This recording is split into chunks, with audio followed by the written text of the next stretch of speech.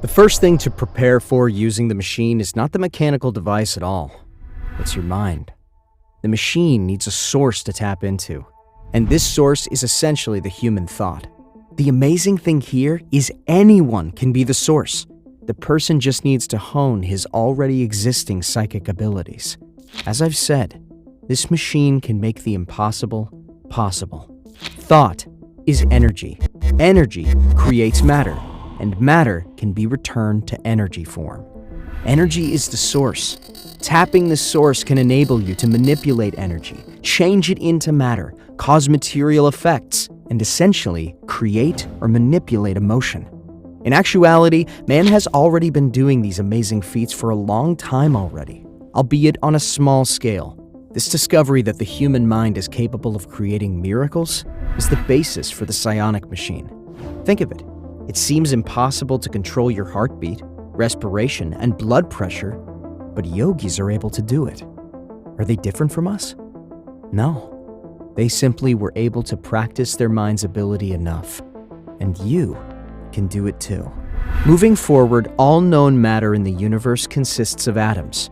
May it be a tree, a table, a rock, you, everything is made up of these tiny particles of energy. And everything in the universe being made up of energy is part of the electromagnetic spectrum. The electromagnetic spectrum is a band of frequencies running from below 6 cycles per second to well over 50 billion cycles per second. And everything we know registers somewhere in that spectrum. The human brain itself has electrical patterns and wave frequencies. These energies can then be harnessed by the machine to produce matter. So everything radiates a frequency. And these radiating forces have common occurrences.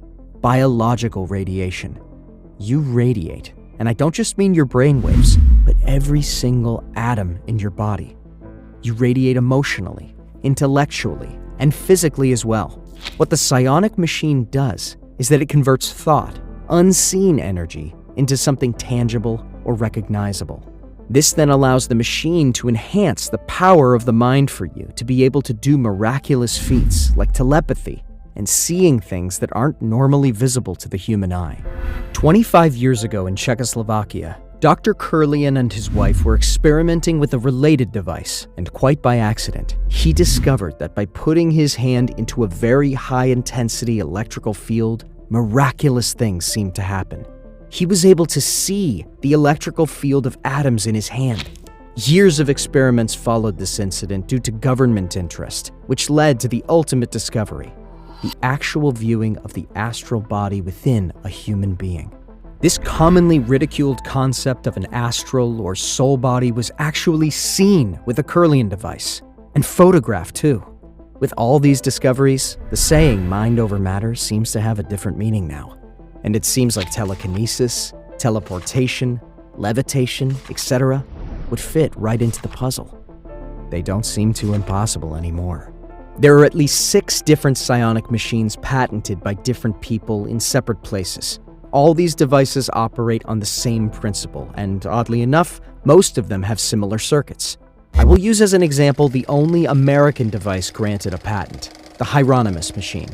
In 1946, Hieronymus found that any mineral or compound could be identified if a sample of the specimen were placed in the machine. He concentrated on the substance he wanted to find, while at the same time, he turned a dial. It operates similarly to fine-tuning a TV set. What happens is that no matter who operates the machine, it is able to detect copper, for example, as long as the operator thinks and concentrates deeply on that substance.